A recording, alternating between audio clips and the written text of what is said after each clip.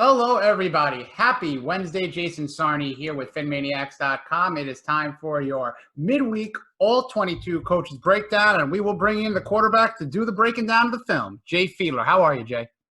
I'm doing good, Jason. How are you? Doing great. Seventh night of Hanukkah, holiday season. Snow is falling. Patriot week. We're going to break down role players. I can't be happier. Well, it's Patriot week, so snow has to come. It has to start falling down. That's usually how it works during Pat's week. Exactly right. A little negative memory a couple of years back, living in New York City, watched that snow throw-up game in the Patriots, but we can't get them back at a home game in Miami with snow, so we'll figure out a way to hopefully burn them. But we're going to go into the Kansas City game, obviously, from Sunday, and what was great in what we all noticed was Tua Tagovailoa finding role players. You know, Devontae Parker injured. Mike Gesicki got hurt late. But we're going to go into and you're going to break down a number of these role players. But first, we're going to start. It looks like he got a third down play queued up. And Patrick Laird, running back. Everyone loves Laird, but you're going to talk more of the football pass protection component of his value. Well, I'm going to bring in, basically focus on two guys from this past week that really stepped their game up. And, Laird has been in there for a few weeks now, and, he's been the primary guy on third down situations for this offense, mainly because he's a reliable guy in the protection schemes. And, especially when you got a rookie quarterback out there, you don't want to put anything extra on his shoulders to direct people around, that might not be, not know exactly what they're doing in protection schemes or passing schemes. So, to have that guy that's there that, you don't have to focus any extra attention on as a quarterback, who's going to be reliable, who knows where the pickup is every single time and is able to get there and execute the block. That's essential, and that's huge. I mean, I remember, when I came in my first year as a starter in 2000, especially for the first half of the season, our main third down back was Thurman Thomas. And, everyone knows Thurman from Buffalo is, as good a runner and pass catcher as he was out of the backfield. As an all-around football player, he was as good as it gets. And he knew exactly where the pass protection schemes were and knew his assignment down cold. So, I never had to redirect him. I never had to tell him what was going on. If a blitz was coming and it was his guy, he was there to pick him up. And I knew when he was standing next to me that, I was going to be protected and, didn't have to worry about the free rusher, coming because of a missed assignment. So, Patrick Laird now, is becoming that guy. I don't know if he's going to have Thurman Thomas production in terms of stat sheet, but, in terms of reliability and protection and helping, keep Tua protected in the pocket, that's as valuable as anything out there. I think every time you've seen them in the past, at least for this past game and probably the past 2 or 3 games, whenever they've got into that third down situation with the back in the backfield, it's been Patrick Laird. When they've gotten into some of their empty sets, they'll bring an extra tight end or another running back, maybe a little bit more effective as a route runner in the passing game. But, when you want a guy to protect the pocket, and you want a guy, especially with a rookie quarterback in the backfield there, Patrick Laird has been as reliable as can be. He always knows his assignment. He's not afraid to get his head up in there and get in front of those blitzers coming at him. And he's been, executing that very well, helping to keep that pocket clean for Tua in those blitz situations. The other guy that we're going to talk about, as you mentioned, Lynn Bowden, this past game, especially, he stepped up his game big time. And, they were down receivers already. Preston Williams, was out from earlier in the season a couple weeks ago. He had Devontae Parker, Jakeem Grant go out in this game. Gesicki went out in this game. So now you're down to 4th, 5th, 6th receivers that you're relying on to make plays. trying to come back against the top team in the league, the Super Bowl championship team from last year.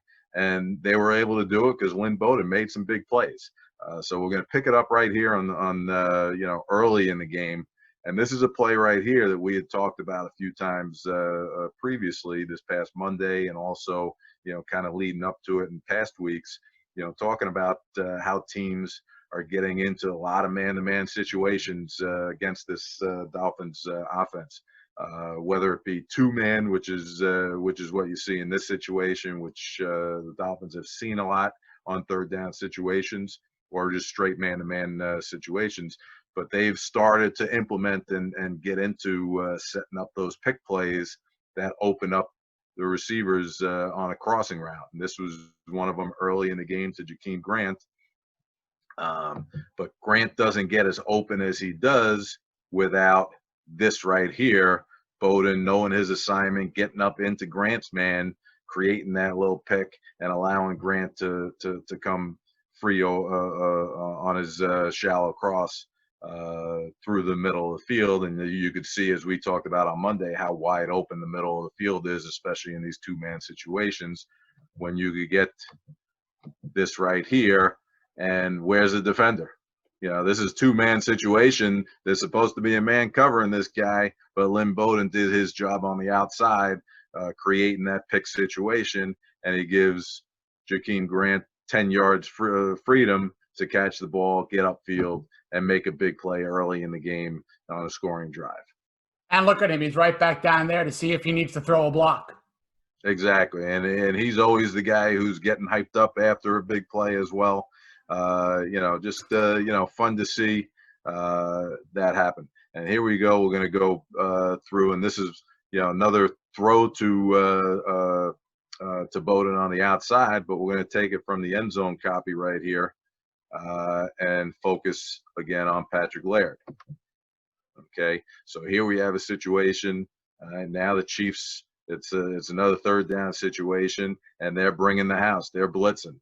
Okay, Laird is seeing, he's looking at the center, seeing what who he's designating as the Mike, which way they're sliding the line and moving to him, and he knows who his next guy is. Okay, and as we go forward, you're going to see right here the line sliding left. Okay, so they should be picking up. All right, 1, 2, 3, and this linebacker scraping around. His guy is right there. Now he doesn't wait for him to come, and get to the pocket. What's he do? He steps up. He knows he's got this linebacker blitzing. He steps up, gets his head in there. He's going to end up pushing him across to his face, and allows him time to stand in the pocket, deliver a strike, third down situations. All right, and we're just going to go back real quick, okay, to watch Bowden's route. Good hesitation, good patience on his route, and I love when he makes that outside break, how he comes back downhill to the sidelines, okay, and doesn't allow any defender to possibly undercut that route.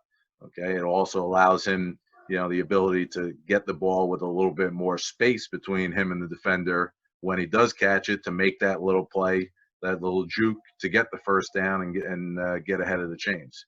So right here, catches it, makes a little juke. He's got separation because he came back to the football, and he's able to get that first down and keep moving the chains forward. It's terrific to watch this kind of player. I know that wasn't a slot play, but he's a guy who can handle the slot role. The last time we saw a guy like that was a Jarvis Landry, but really you had a guy in O.J. McDuffie who I think Bowden can take almost that mantle of chain mover. Yep. No, absolutely. And he's, he's certainly that guy.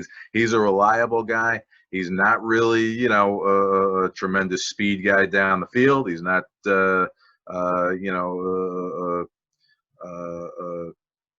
he's a guy who I saw a little bit when he got press coverage, had a little trouble getting off the press coverage and getting downfield in his routes at times.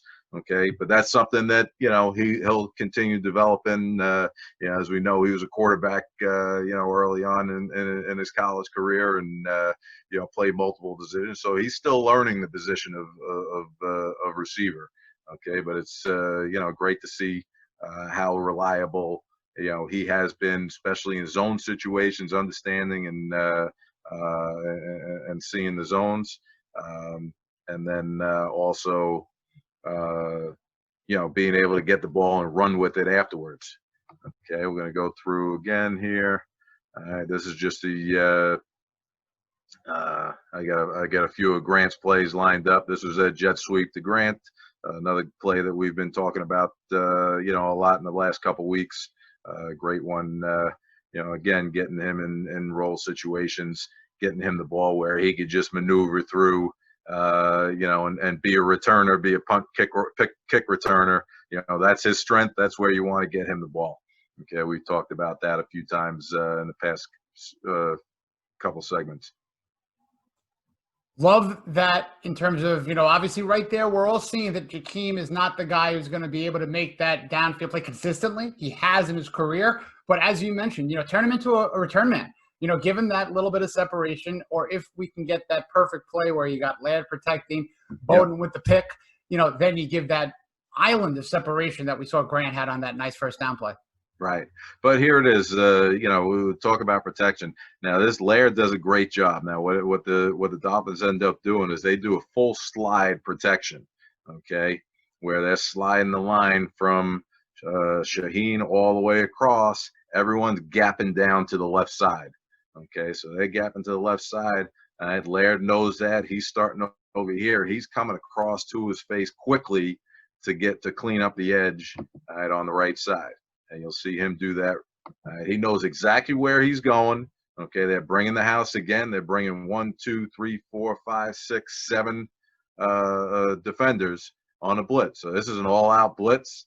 Okay, and if you want to, win these situations and give Grant the chance to go over the top of the field, you got to protect these up. Now, this protection, okay, Laird does a tremendous job coming across, all right, and meeting that defender, out, a few yards away from Tua, not allowing him to come to him. He's going out to meet the defender. He pushes him upfield. Okay, allows Tua to step up in the pocket. Where this protection broke down was actually on the opposite side. Okay, with the left guard over here. Okay, he got caught up with this guy going to the inside, and instead of staying on his gap responsibility. Okay, and we're going to just go right here. Okay, you got 1, 2, 3 linemen for these 3 guys. Okay, if they continue to slide, okay, then the left guard is that Kinley? Yep, that's Kinley. Yep. So Kinley, instead of continuing out to his gap and seeing this blitzer come, okay, knowing that he's got Karras helping him out on the inside gap. Okay, if he comes out here, Tua's got a clean pocket, and he could get rid of this ball on his first hitch, not have to move in the pocket, scramble away, and be late on this throw. And that's what allowed the Chiefs defender to get back into it, break it up, tip it up in the air, and eventually get the interception. Okay, so, right here, we just go forward just another hair. Okay, if Kinley comes out and he pushes out, and he gets this, we got protection here. We're protected right across the board. Tua could drop back, step up. He knows he's going to Grant over the top right now. All right, he could throw it off a one hitch and get the ball out there, out in front of him, rather than the ball end up when he's got to reset there and shuffle up in the pocket. Okay, now all of a sudden, he allows that defender to recover on the play, knock that ball up in the air, and that's what causes the interception. I mean, credit to Tua for kind of making lemonade from lemons on that, and Laird giving him the chance. Unfortunately, look, if it was a Preston Williams jump ball, you never know.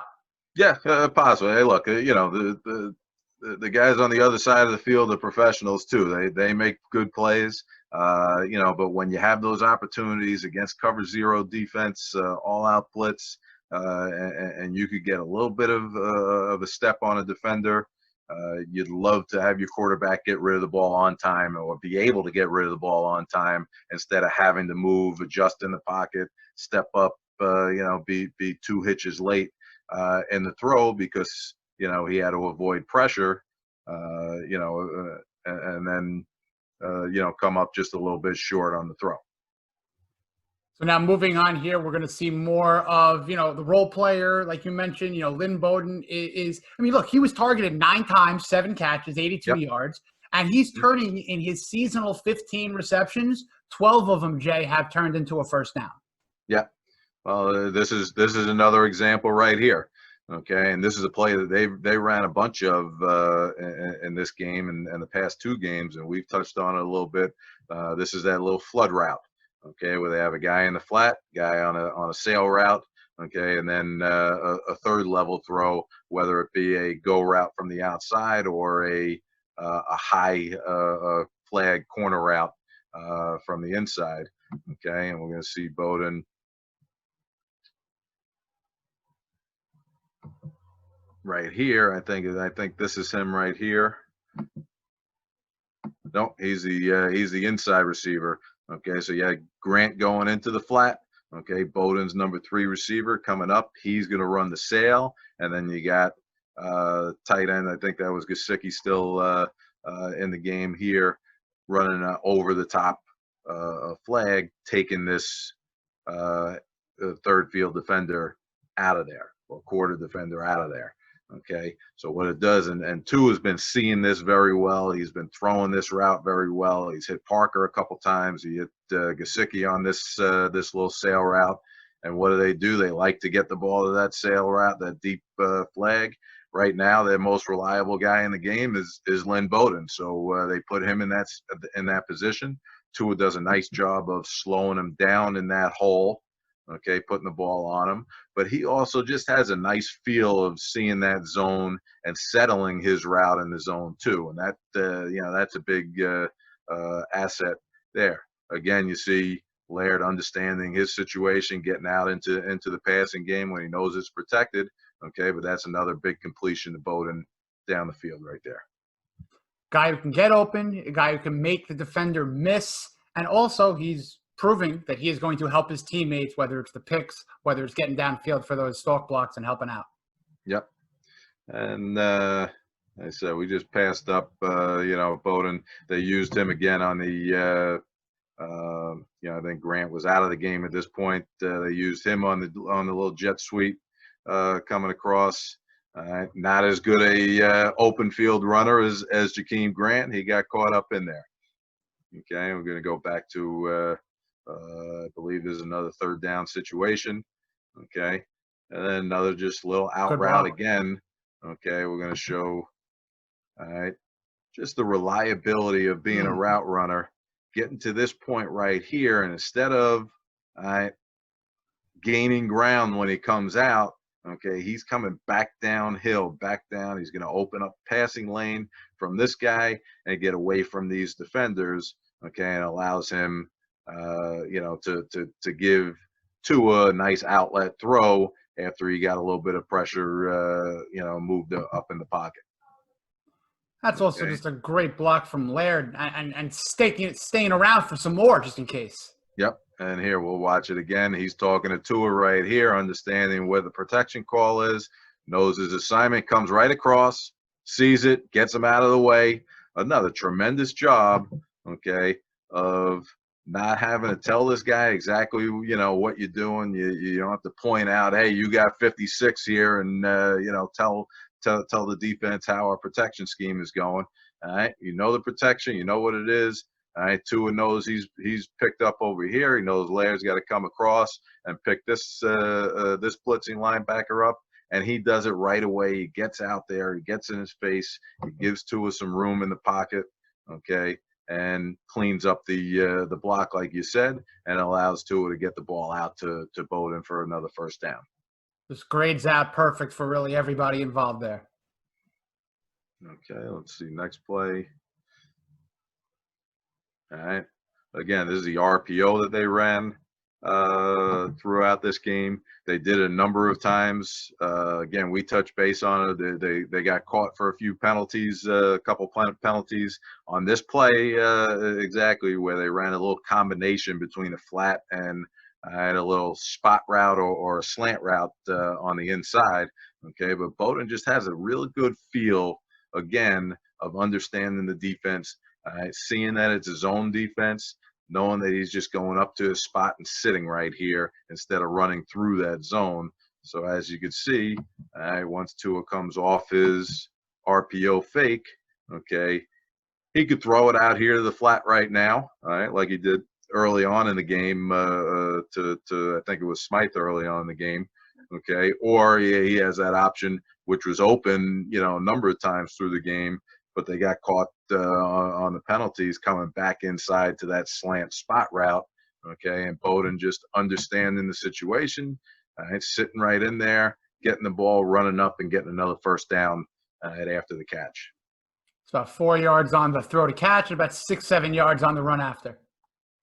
Yeah, but that's why a lot of times when you see quarterbacks, convert into that receiver position, they always just have a real good feel of spacing, and they understand spacing, and Bowden's no different. Being able to find the spacing in the zone, manipulate your route a little bit,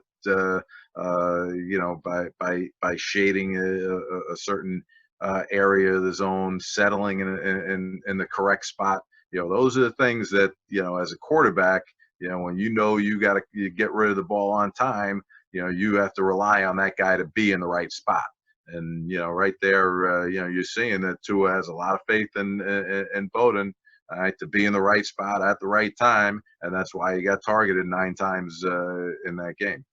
And even if there was the healthy Devontae Parker, I think he still would have gotten plenty of targets, Bowden. He's been progressing. He went from like 31% a couple of weeks back to last week, 40-some-odd%. He got in on 71% of the snaps against the Chiefs. So very encouraging all around for Lynn Bowden. Yep, exactly. Okay, another third down play. Laird in the backfield. Okay, coming out. Okay, and this is just another little under route. Okay, just showing his versatility in the route running. Okay, being able to set his man up, run right underneath Shaheen there.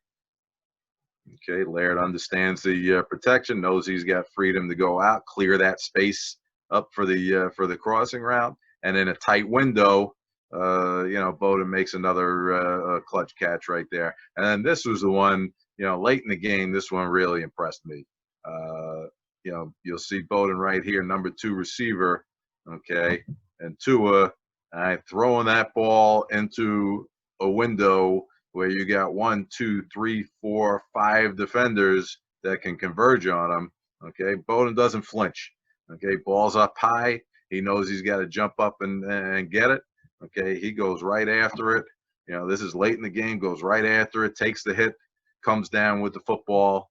There's nothing more you could ask as a quarterback than to have that guy that has no fear coming across the middle. Okay, he's going to find the window. He's going to get to the window at the right time. He's going to take the right angle on his route. And when that ball's there, and this takes a lot of anticipation to throw that ball to get it in that window in that spot.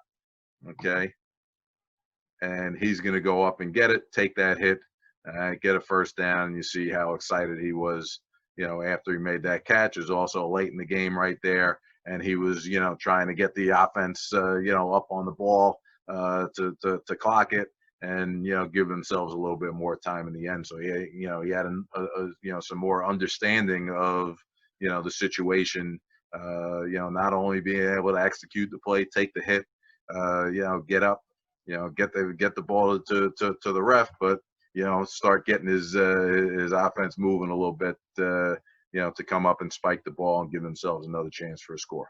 That's like you mentioned, there's that quarterback in him. It's almost like he knows exactly what's going on. And the Dolphins have another guy like that in the Malcolm Perry. So, obviously with his health going up and down, if those two guys are on the field dissecting a zone, there's 3 quarterbacks on the field essentially kind of knowing what the defense is really giving to them. So there's an intangible that this team has really built their personnel based on football players, and we're seeing that. Yeah, well, look, it's something you've seen always with the with the Patriots culture and the Patriots teams. They get guys with high football IQs, and they rely on them, and they ask a lot of them, and they expect them to execute when they go out on the field. And those two guys that we talked about right there, Patrick Laird and Lynn Bowden, have high football IQs, and they're the types of guys that Brian Flores, loves to have in a system, loves to have on the team. And you're seeing how reliable they've been, not just this game, but in the past few games, in helping this team that's down, some of their top players, some of their first, second, third string guys. They're playing with guys that are lower on the totem pole. But if you understand the game, and if you have that football IQ to go out there and execute, you can continue, especially when you have a defense that's performing as well as they are. You want an offense that can move the chains, that can get the ball, down, keep the offense on the field, convert those third downs, not turn the ball over at all, and give yourself a chance, against top teams to go out and get a win. And they were in a position to make a comeback. Obviously, they were down 20 points in that second half against a tough team, but never quit and kept going forward. With guys that hadn't been out there very much beforehand. The never quit, the next man up mindset is ever present. And just to lastly, just talk about Bowden. You used to play for a quarterback coach who is still a coach in the NFL, of course, John Gruden. He loves the term joker. Did he use the term joker when you were an Eagle? Oh yes, oh yeah. He used every term. He hasn't changed a whole lot. I mean, our guy back then, with Philadelphia Eagles, his utility knife, Swiss Army knife guy was Charlie Garner. Oh, wow. Who, John Gruden absolutely loved Charlie Garner in the offense. A guy who could line up in the backfield, run a lot of different plays, whether it's between the tackles or outside the tackles, and a tremendous route runner from a running back position where you could create some matchups, for that. So. He's a versatile player. Gruden loves the versatility, that guys bring, and that's the joker term that he used. It's his wild card basically, to use in his offense and get guys in a lot of different situations to create matchups. And that's what you can utilize a guy like Lynn Bowden a little bit. You can line him up in a lot of different positions because he knows what he's doing. And he understands the game, and he's not he's not a guy that you have to create an offense for and limit the plays or limit the positions that you could put him in. And right now they're in a situation where they need guys like that. They're, like I said, the injuries have really decimated the offense. From the skill position side, even on the offensive line. So guys have to.